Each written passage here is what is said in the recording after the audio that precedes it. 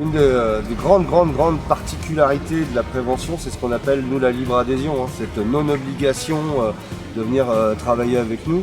Il faut qu'on brasse beaucoup de jeunes, que ces jeunes arrivent à nous identifier comme des personnes ressources. Donc c'est des jeunes qui nous repèrent. Nous, on ne les a pas repérés à ce stade-là.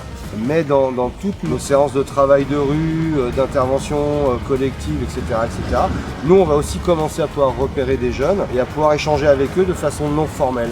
Là, ça, c'est la deuxième étape du travail auprès d'eux. Et là, ça veut dire que nous, c'est des jeunes que, ça y est, on les a identifiés, on peut dire à peu près où ils habitent, on a un âge, on a un prénom, voilà. Le but ensuite, c'est de basculer de l'accroche à l'accompagnement.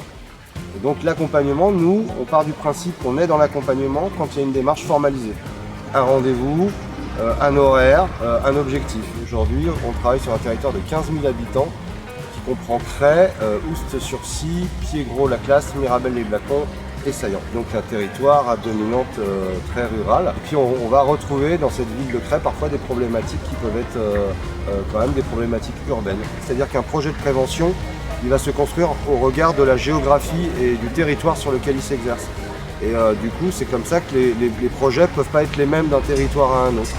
Donc nous, on a fait un diagnostic assez solide en 2011, qu'on a revalidé en 2015. Et ce diagnostic-là nous a permis de dégager 3 axes d'intervention prioritaires. L'animation de dispositifs pour des jeunes qui sont sans solution, qui sont hors dispositif. Donc là-dedans, il y a des chantiers éducatifs, il y a l'orientation vers la garantie jeune, vers tous les dispositifs de réinsertion ou d'insertion qui peuvent exister. Le deuxième axe, c'est la lutte et la prévention du décrochage scolaire. Et le troisième axe, c'est la prévention des conduites à risque et la promotion de la santé qu'on a construit au travers d'interventions dans des classes. Chaque année, on s'adresse à environ 400 à 500 élèves chaque année. Ça se traduit aussi par des projets de prévention de la santé, notamment qu'on mène souvent ici dans ce square-là, qu'on appelle la charrette santé et qui est un outil de proximité qui vise à réduire les risques et à faire la promotion de comportements safe ou à risque contrôlé.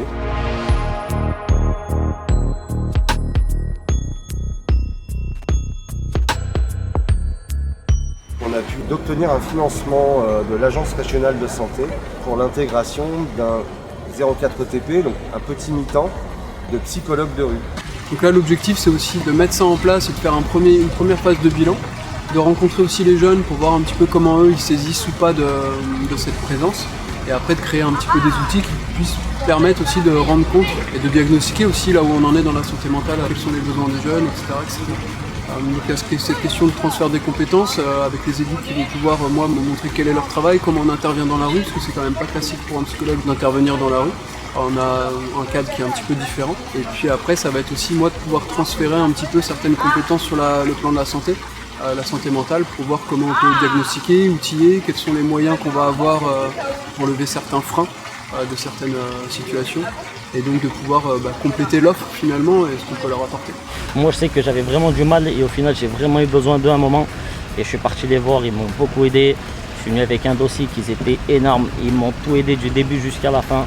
Aujourd'hui je suis gérant d'une société, j'ai plusieurs employés, j'essaie de moi aussi de mon côté de faire comme eux aussi. Carrément. Les petits jeunes, les aider aussi. Prendre des apprentis, les remettre au boulot, ça c'est super important. Exactement.